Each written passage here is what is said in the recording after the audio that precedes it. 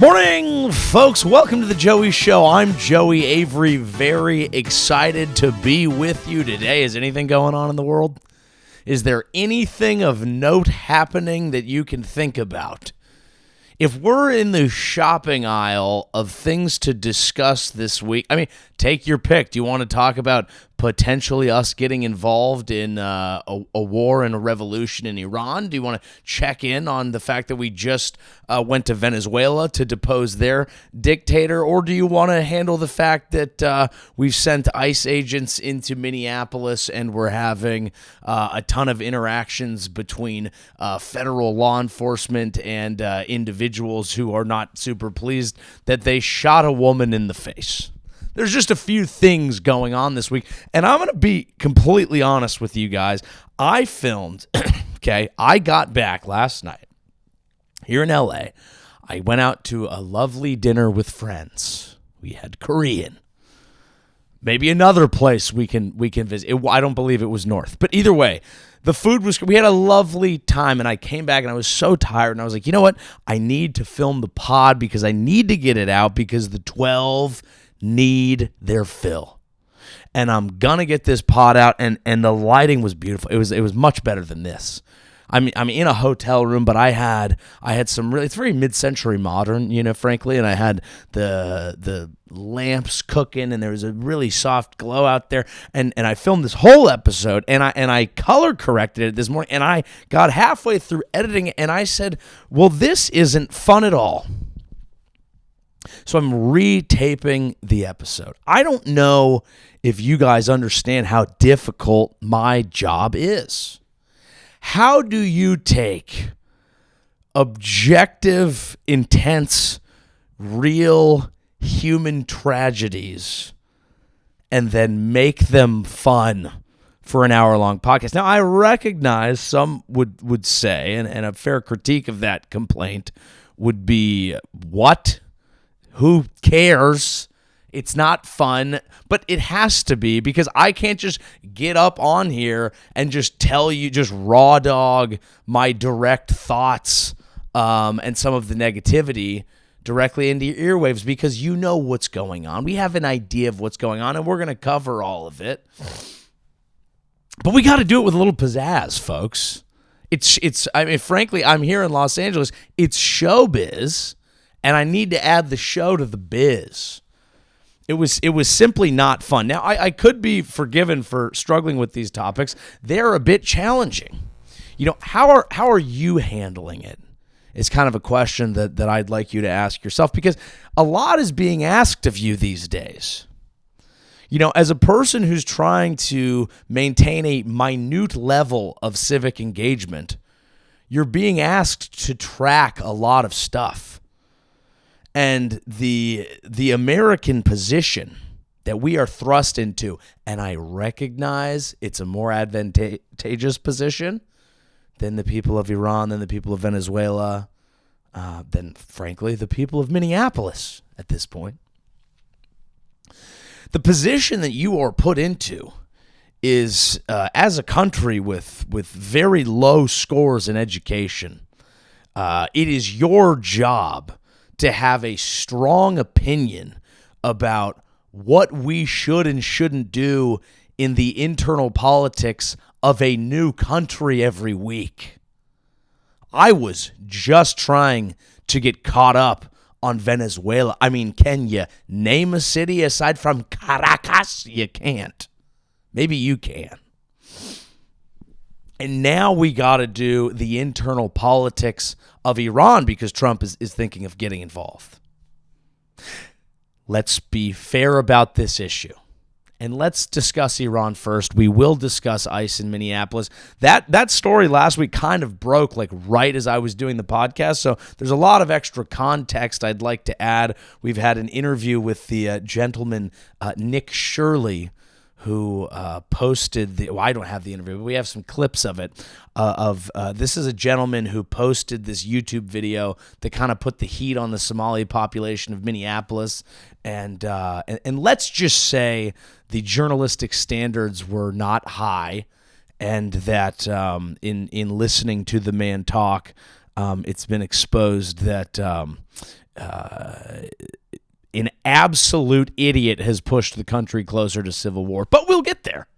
We will get there.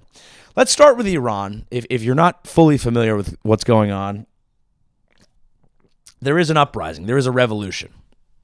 Okay? And I think it's important to parse these things out because it's very easy for us to just look at everything through the lens of like Trump and what Trump wants and what Trump is doing. And this is not that.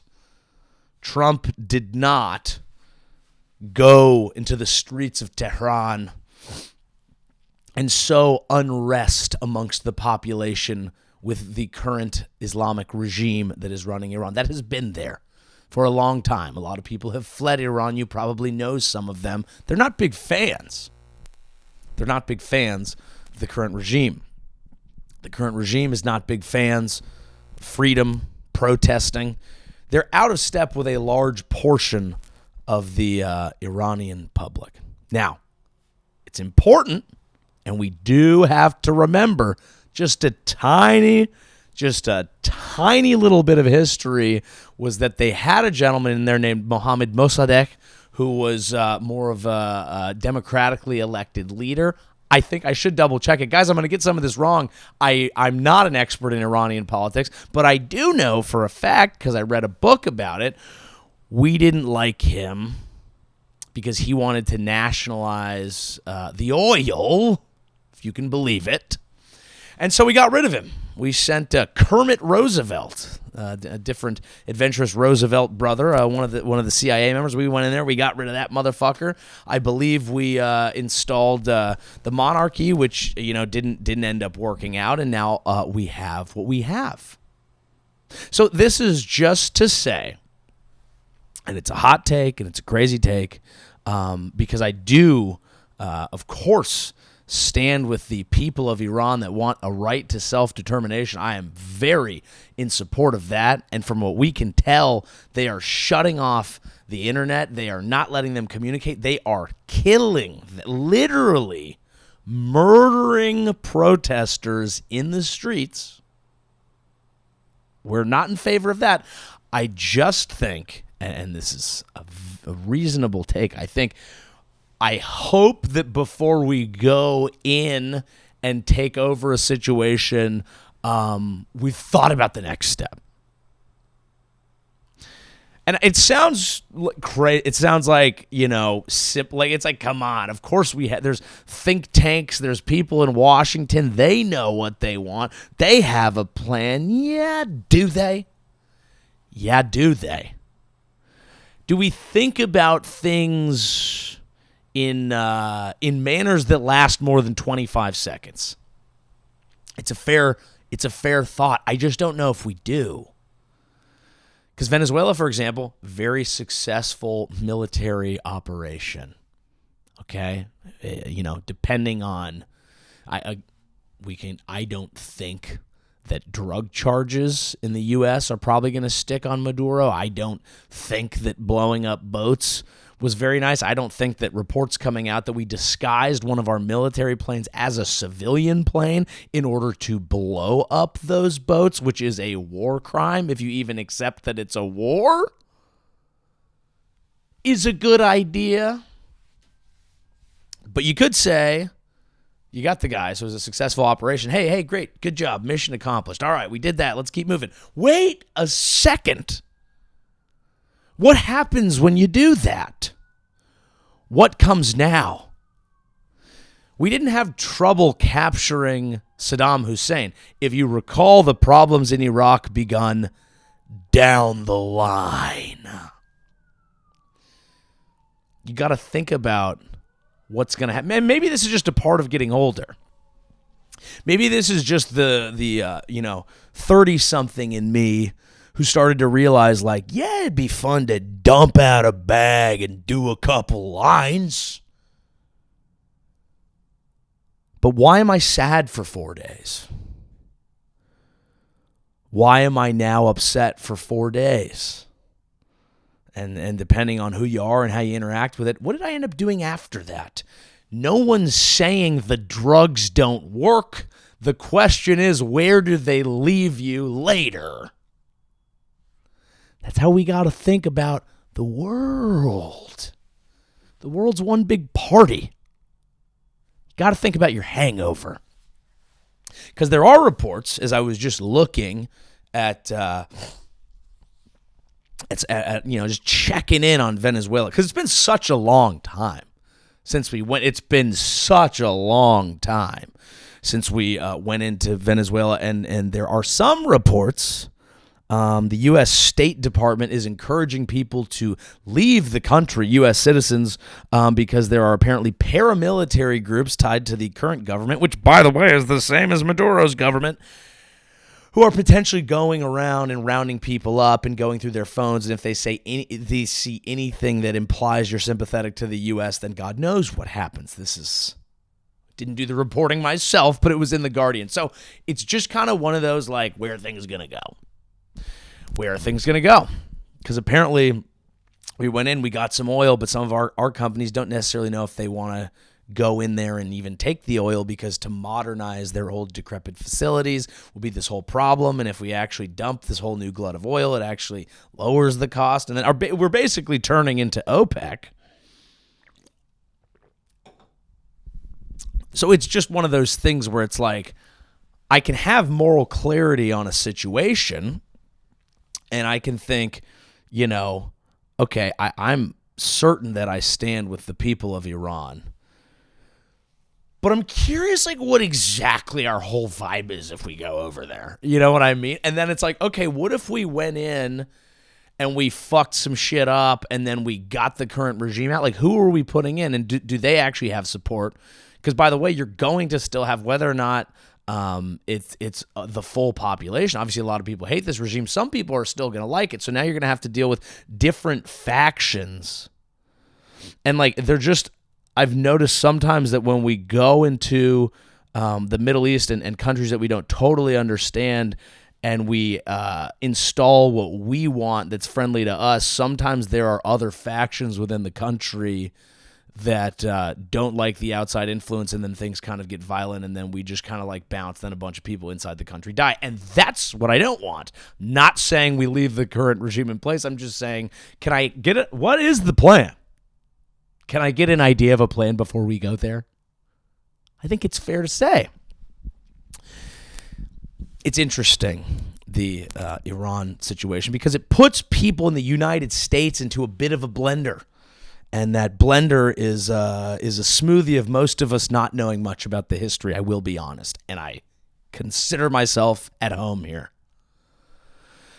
But it's funny because you actually have a lot of people who have more of a left lean, who are like, I always stand with the oppressed, I stand with people, and they've been more quiet on Iran than they've been on other topics because of kind of what I'm saying, this complexity of like, well, do we know, and blah, blah, blah. And also, like, they kind of see, because Iran is an enemy of Israel, they kind of have like a little bit of an empathy towards the regime there, because they're like, well, they're the ones fighting this oppressor.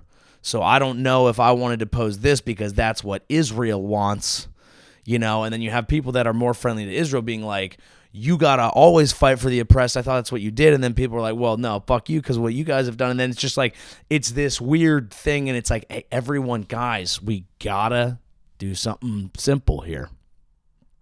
Okay.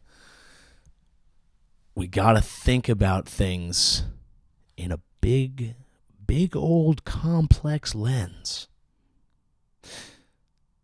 These are all complex issues which require complex thinking and complex solutions. And I'm a little bit worried because I think the concept of that left us a long time ago. I don't know if we have it anymore. And I certainly know that Trump doesn't. Now, Trump has said, I will go fight. If you touch any protesters, I'm on your fucking ass. Which would be a nice sentiment if he carried that to protesters in his own country. Which he does not. We're having fun with it. I've heard there are reports that the protesters in Iran are, they need a lot of them, they need an American intervention. I mean, their internet has been blacked out. People are getting killed in the streets. It is horrible. They need us. They need Trump. And so I saw some people were spray painting like Trump over like different city streets, and I'm telling you, that's how you get old boy. He gonna show up with, if you spray paint that man's name on any piece of property, bro's pulling up. He's coming through with the cavalry. We talk about this a lot on this show, but it's important, and I think people forget how simple it is. He's a narcissist. If you appeal to his vanity, if you tell him you like him, he will help you. It's what has created a sycophantic, corrupt government structure within our country. None of that is good. But let's understand the game that we are playing. He actually is not a nationalist. I know people are like, he's about making America. No, he's not. He doesn't give a fuck about America. He cares about anyone who likes him. That's it. That's why he doesn't care. Okay, I'm going to send, fuck Minnesota. I'm going to send ICE in there. And when they shoot a woman in the face, we will grant immediate immunity to the man who did it. And we will direct the prosecutors to go after and dig into the widow of the woman who was shot. So much so that these prosecutors will quit. Now, let's set aside that is a vile and disgusting act and miscarriage of justice and morality, and it's disgusting. But let's understand who he is. You gotta know the game he's playing. It's a very simple, it is not chess, it is checkers. It is truly that simple. And the people who have figured it out are the people that wield power as long as he is in there. Do I think that's fun? No. It's not ideal. But it is where we are. Now, discussing ICE, okay? I mentioned on the last week's episode, and I didn't really have time to dig into it. I had mentioned that there was a video by a YouTuber, and some people had qualms with the journalistic methodology of the YouTuber. This gentleman's name, as it turns out, is Nick Shirley. I hadn't had time to look into it at that time. What I had gathered, what I've been able to piece together is like, okay, there's this video that went viral and people are signal boosting it. But also like this Somali fraud concept is real. Covered in real outlets, covered in the New York Times. And it's such a big deal that Governor Tim Walz is not running for re-election. So that tells you it's not all just about this video. So I kind of brushed over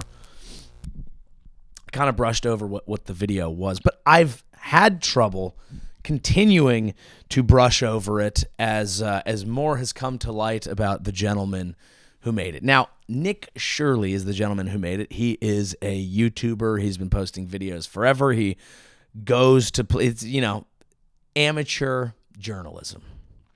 It's what he does. This video that he made popped off, so much so it's actually become the most viewed video ever in the history of X.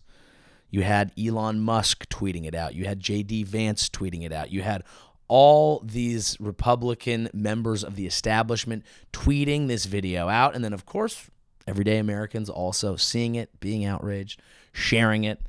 Because he shows this video and he shows a simple perspective. There are all these Somali daycares. They're racking up millions of dollars in your taxpayer money, and a lot of them are not even taking care of children. That's what he set out to prove. As it turns out, a lot of the daycares that he visited in his video were real. He visited some of them not during open hours. Some of them didn't want to talk to him. And some of them also have been shut down before because of fraud. So he's talking about a real issue, and some parts of the video are true, but some parts of it are very false. But he doesn't really care about the parts that are false because he's just trying to prove one point. That's it. That's the situation. And I found a little clip here kind of illuminating into the mind of how he thinks. He went on Channel 5 with Andrew Callahan, who does some great work. I'm a fan of his. And he talks about, because he had known Andrew, he had met this other gentleman, Andrew, before, and he told him that he lost respect for him over one thing. And I thought, instead of playing like 10 clips and going through all this, we can just play one. And we can use that to understand how the man's mind works. Let's go ahead and roll it. By not saying anything about the death of Charlie Kirk as well, I thought that was pretty messed up. In a way, he's somebody just like me and you who was making videos, putting it on the internet, and then people literally killed him. I thought that was kind of messed up of you to not publicly denounce what happened to Charlie Kirk. I did. I never saw anything on Instagram. What am I supposed to say? You never shared anything. I interviewed the guy who was debating him while it happened. And I mentioned a bunch of times that it was horrible and it represented like one of the worst pivots in American politics ever. And I didn't even watch the interview because I didn't want to watch that. Well, you should watch it. I don't want to. Why? It's historically relevant. It is historically relevant. I did lose respect for you when it felt like you went silent. Well, you should watch the video because I say some stuff in it. Okay, cool. That's the whole game right there, baby. I mean, if that doesn't tell you a little window into his mind and a little window into the mind of how things are working in an oversaturated internet environment. He came in with a preconceived notion. You didn't say anything about Charlie Kirk because you're a lefty piece of shit and because I'm keyed up about this issue. And it is the main reason that I've lost respect for you. And then Andrew goes, I did a whole video on it. And he made an entire video, and I saw a lot of the video. He interviewed the person who was asking the final question that got asked to Charlie. So Andrew and the guy who was asking Charlie a question, both people who lean left, and the entire thing was about how horrible it was and how tragic it was and how Charlie didn't deserve that. That was the video. It literally had exactly what this guy wanted, but he said, I didn't watch the video because I didn't want to watch the video, but also it's why I lost respect for you. And you can watch these zero gears in this nincompoop's brain turn as nothing changes. He's not interested in change. Why would he be interested in changing his mind when he gets rewarded for oversimplifying and rage-baiting topics? It's really not about truth for people or critical thinking. It's about having a clear enough message that it can get through and get signal boosted by the people for whom it benefits. We've all become pieces of propaganda, self-made. And by we've all, I mean idiots like him. You can't fuck with me, dog. You can't fuck with me. Just very interesting. That's the level of critical thinking. That's the level of reporting. That's the level of intellectual curiosity that goes into his journalism that has then gotten picked up by everyone who wants to push a particular narrative, that has been the thing that boosted and put a lot of intrigue behind sending people into Minneapolis, that led to a woman getting shot in the face, that has led to, continued unrest and a higher number of incidences between civilians and federal agents. So much so that local police in Minneapolis are saying, hey, this is making our jobs way harder. We're having to deal with these mess because these untrained these guys don't know what the fuck they're doing, most of them, and people don't want them there. And that's where we are. Fun. So I realized, and this is a fun episode, I promise. But I guess it's kind of a fun concept. The idea, and look, we're not going to civil war. though some people want to. But those people are highly online lunatics. I really do think that we're trending deeper and deeper towards a world where a lot of people are walking around like, holy shit, I am so informed. I know what's going on. We are on the brink of war. And then you walk out into like the normal planet and talk to people and they're like, the sunset was nice. Maybe that's the real civil war. Those who have touched grass and those who have not. Those who are lost in the realm of the online, who are losing their fucking minds about shit that very few other people care about. And then people who are like, what? Oh, I didn't see that. Interesting.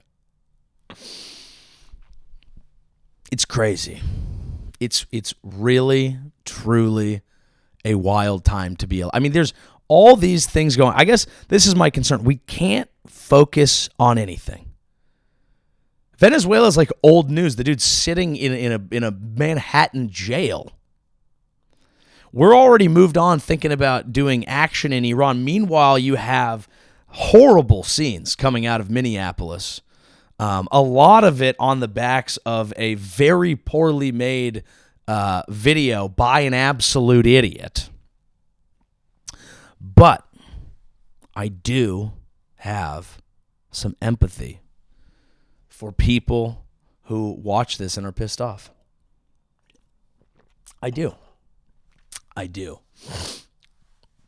can understand the trend towards letting go of critical thinking a little bit.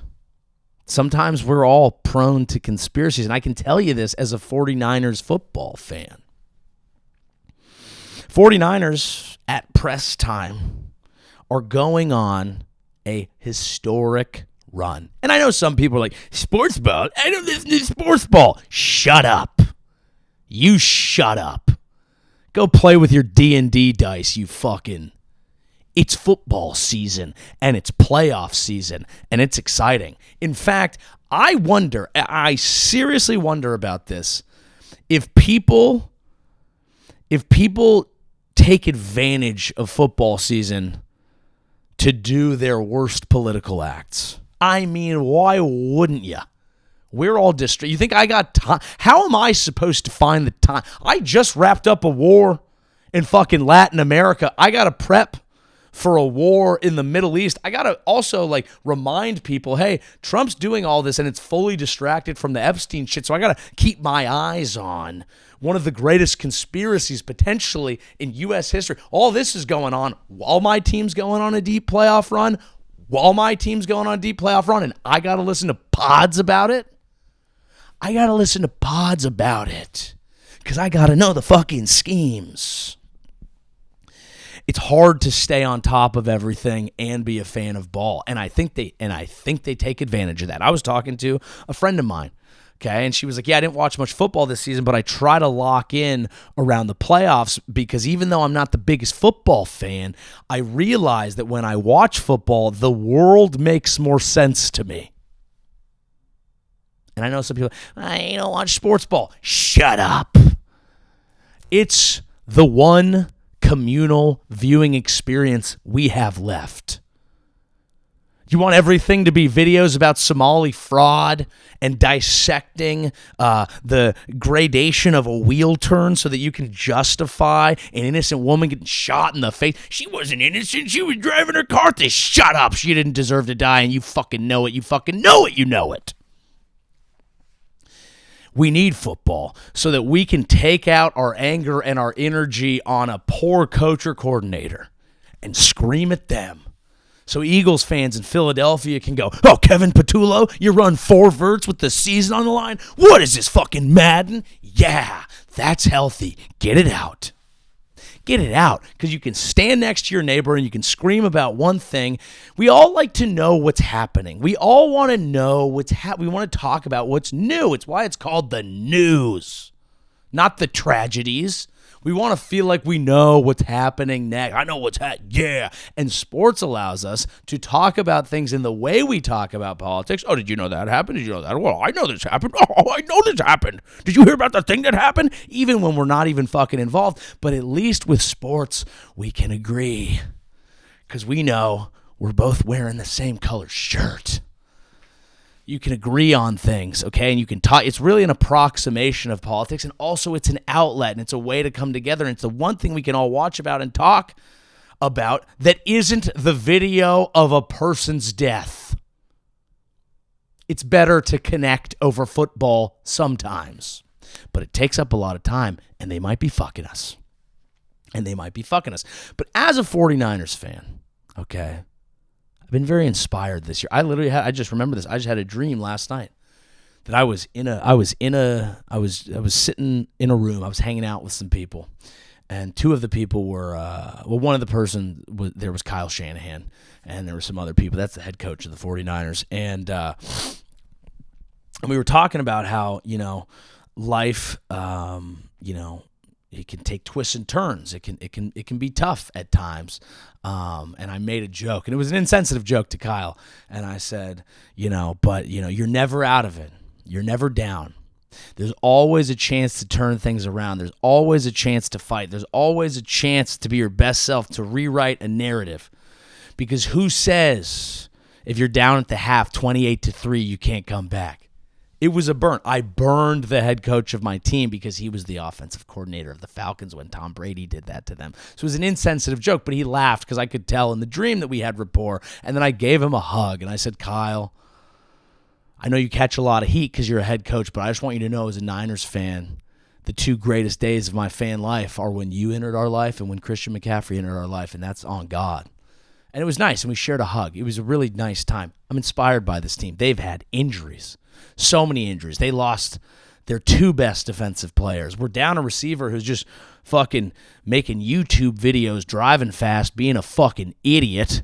Okay, our other best receiver's knee is always hurt because he got shot in the chest and the rest of his body is shutting down. Here's the point. They've made me realize people may count you down, people may count you out. You can always turn it around by just taking it week over week, and that's how we do it here at the Joey Show. Do we have big numbers? No. Is this successful? No. Do I make money on it? I lose money.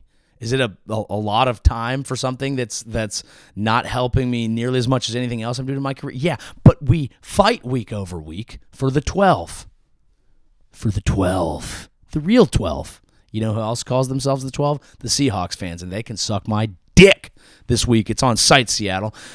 That was a long tangent to bring it back to this. Frankly, it's impressive the things that I can keep in my brain. We bring it back to this. As a 49ers fan, and I mentioned the injuries, I found myself prone to conspiratorial thinking, to seeing a report online, and instead of saying, let me go through and check and make sure that this makes sense, just believing it because I'm so invested in my fandom. A report came out. A guy was tweeting about it. They went through the 49ers injuries over the last decade or so, however long it's been since they moved to their new stadium. And it is statistically significant. I mean, so many goddamn injuries. It is crazy. Way more than any other team in the NFL. And he noticed that they practice directly next to an electronic substation. First time I've ever heard those words. And he noted that higher levels of, would you say radiation, whatever it is, electromagnetic, whatever the fuck, can weaken soft tissue and tendons. Now you look at our injuries. You got hamstrings, you got Achilles, you got all this, and you go, oh my fucking God. Now, if I was less invested in the 49ers, if I hadn't seen so many of these injuries, if I hadn't felt this truth in my body, I would have used my brain to try and look through this truth. And I noticed, I did like a quick glance at some of the other tweets, and some people were like, oh, they've always practiced here, which you'd think would be relevant. Or like, oh, it actually doesn't do this, or it actually doesn't do that, blah, blah, blah. And I do think it's probably very likely that someone who was gonna say, hey, I'm really gonna think about the truth about this, would dive in and say, this is true, this is not, let's tweak this. But I didn't do that because I'm emotionally invested. And I'm a fan. And it feels true in my heart. And that's what happens in cases like this. There's a lot of people that they look at a Somalian and they go, they're committing fraud. And guess what? In some cases, they're right. And when they are right, those people should be kicked out of the country if they're here illegally. 100%. You don't get to be here illegally and commit fraud on the government. I think it's a fair rule. But if you're going to base a huge and consequential governmental policy loosely on a poorly made video, it gets a little challenging. And I'm worried because this video is one example. But this is not the only example. It's not that it only happens on one side. We all know what we think. And when we're moving through the online atmosphere at a quick pace and we see something that just goes, you just see it and you just blow it out there. And then we all see more of it. Compound this with a recent report that has stated that foreign governments are paying political influencers to put out content that serves their own goals. This is a real report. It's true. You can look it up.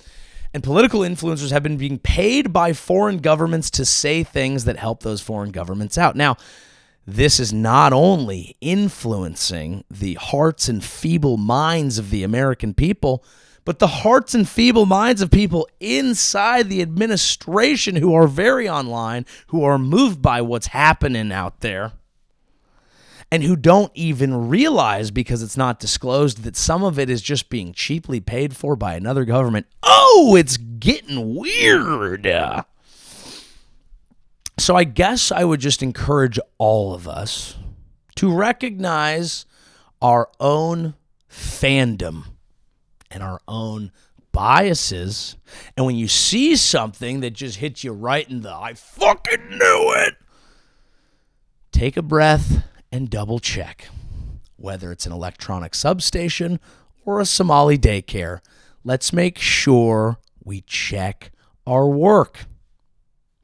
Now, I say this not as someone who is a full-on centrist. I say this as someone who does believe that the more we double check things and view things with a bit of skepticism, I cannot help but think a lot of that will lead people closer to where I'm at.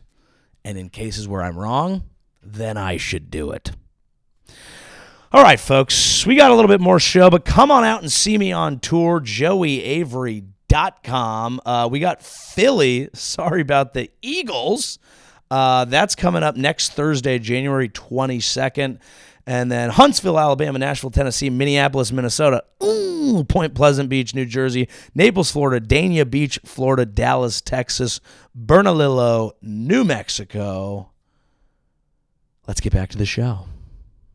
All right, folks. Now, lest we forget that everything is rampant with corruption and everyone knows I've got a hard-on for crypto corruption, we're actually getting into a more fun level of it with the ability to gamble on politics. We discussed a little bit of it last week, but another little story came out. This one here is there was a press briefing with Carolyn Leavitt. Leave it!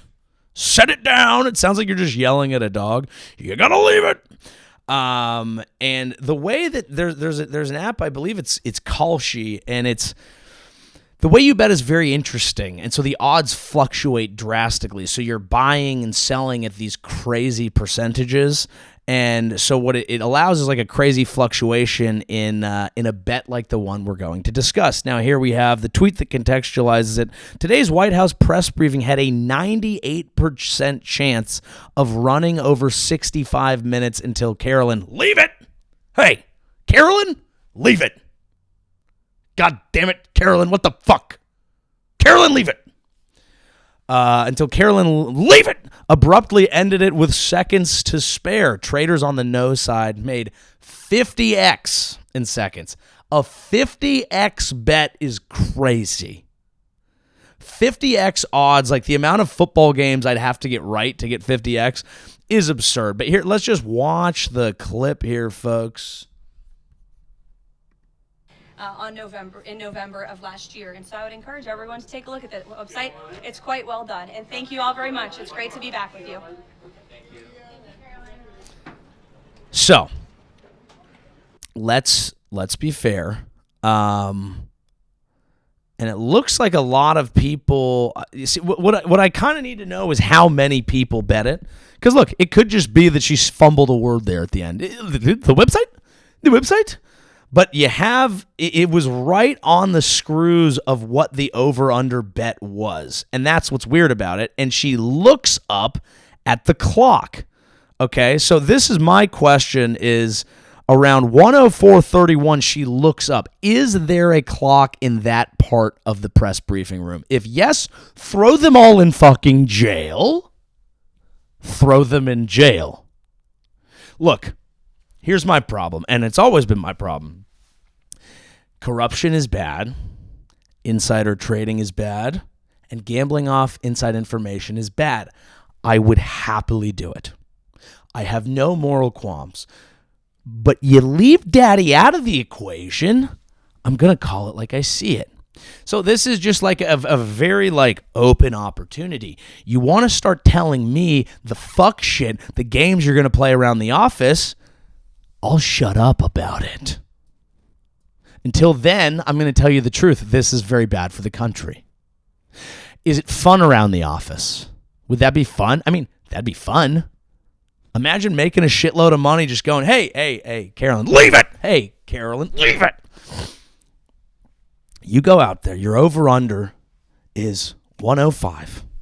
Why don't you go ahead and shut the fuck up at 104:30, and I'll buy us a steak din. I mean, hell yeah. Who wouldn't do? That's fun. That's fun as hell. That is office camaraderie. And I do think that corruption probably breeds camaraderie. When it's one of these like, hey, let's do this fucking crypto thing. Eric Adams did I swear, I like half saw this story. Eric Adams, the former governor of New York, just did mayor of New York. Just did a nice crypto rug pull. He did like an anti-Semitism coin, and then he got rich off of it, which is so many layers of Jewish jokes you could make that I don't even want to engage in. But I do think corruption probably breeds bonding, and it is important. It is important to bond. It's very important to bond. I used to work in an office. It gets dark out there. It can be boring. It can be dark. Especially imagine you're in that office. You're stressed. People are yelling at you like, who are we going to invade next? We got to invade somebody. I'm getting bored. I don't want to talk about Epstein anymore. Invade Guatemala. But I don't know if gambling on everything is a good idea when the people who are involved in it are also doing it. It just feels a little it just feels a little unserious. It feels a little corrupt. There should be a level of seriousness, that's like kind of going on here, but I don't see it. This is like, honestly, I would like to see a West Wing that is based on this administration more specifically. Because the West Wing was, as it's been described to me, competence porn. It's like, what if everyone was smart and they were saying shit and it was all about like the American ideals and how America's the greatest, and now it's like, what if we just fucking ripped everyone off and used the complete rule of law only to support people who blatantly suck our collective dick? The episode has a similar theme every week, folks, and it's because it's real. It's because it's real. But I want in. I want to start betting on this. Like it's at least kind of a fun way to do insider information. Like that one isn't too bad, but they get worse. Moving outside of politics here, this was an interesting thing that I saw. Kid Cudi is doing stand-up comedy. You heard me right. Kid Cudi is doing stand-up comedy. I'm going to read. He's got a photo of him here. He's at the West Side Comedy Theater. It's a little small room over in Santa Monica, west side of LA. And this is Kid Cudi here speaking. So this happened. Did stand-up last night for the first time, and holy fuck, it was electric. Hearing people laughing their asses off and enjoying my set really touched my heart, man. I was mad nervous. This was another type of nervousness I hadn't felt before. The high I felt when I got off stage, never felt that way before either. I want to say to everyone that showed love, all my friends that showed up, and all the other comics on the bill that supported me and were rooting for me, thank you so fucking much. I also want to shout out my friend at Joseph Vexy1 who set the show up and also helped me get my set together. Love you, Joseph, and also King Chip for helping me and letting me know I was on the right track. Love you, dude. I'll be posting clips soon, so don't worry. Oh, Scott. Oh, Mr. Scott Mescudi, nothing has made me worry more in my life. I want y'all to hear these jokes, man. Ha ha. I got hit with the comedy bug. Who knew? And also, big shout out to the West Side Comedy Theater. Thanks for letting me come on and showing so much love and support. I definitely want to come back soon. Yep, that is something. Now, I'm going to sidebar here. Okay, this is for me and Kid Cudi right now. Fan of the show, I'm certain. Kid, can I call you Kid?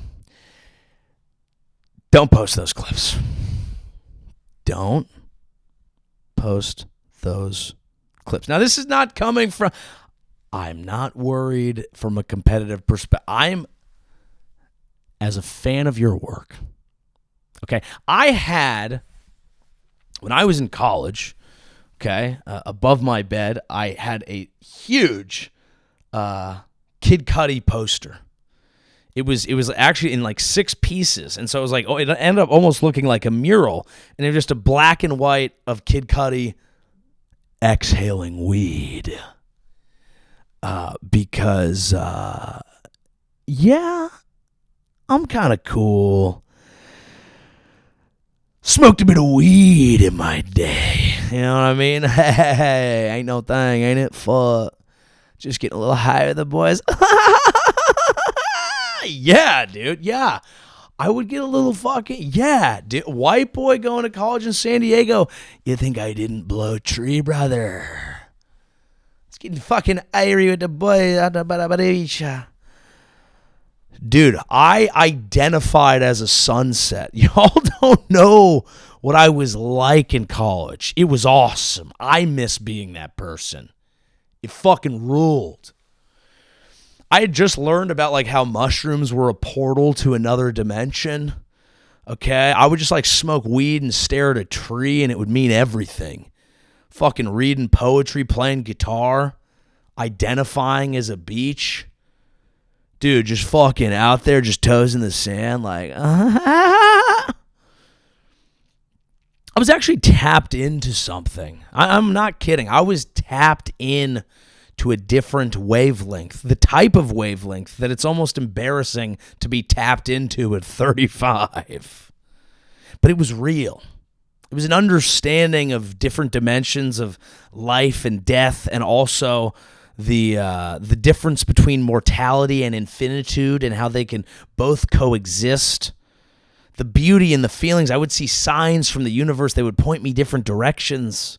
It's how I got into comedy. I was told, it was bequeathed to me that this was my path. It was a beautiful time. And I smoked a little weed.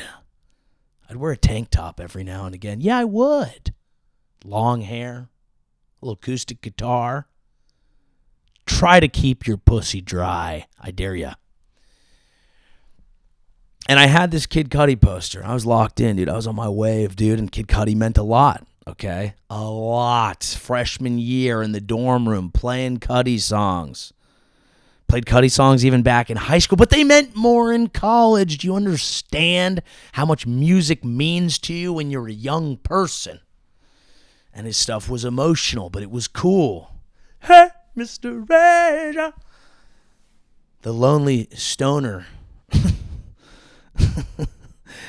seems to free his mind at night, at night. I've seen Cudi live. I'm a fan. And as a fan, I'm fucking begging you. Don't post clips 2 months into stand-up. It's not a good plan. I feel like I'm Billy Madisoning him. Stay here as long as you can. I mean it. Because I have walked this path already.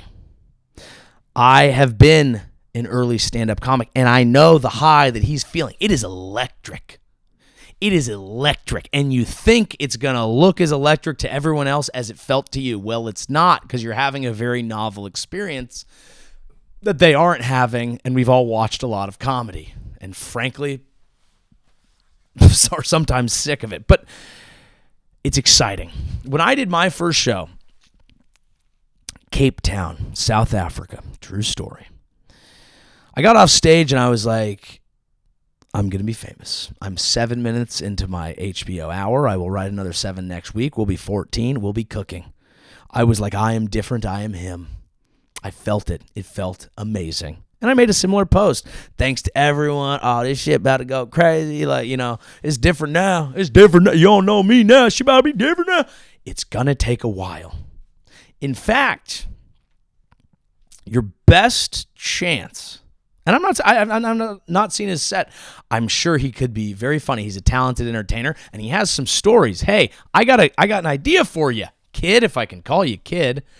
Open with the story of Diddy throwing a Molotov cocktail into your fucking car. I'll listen to the hour after that. But don't start posting clips till you've been doing it for a while. You're going to be too excited. They're not going to be that good. I think this is relevant to anything in life. I think success often comes when you're a tiny bit jaded. And I don't think you should lean into it, and I don't think you should become jaded, but I do think that there's a level of understanding of your craft and of your career and your, whatever you're doing, your industry.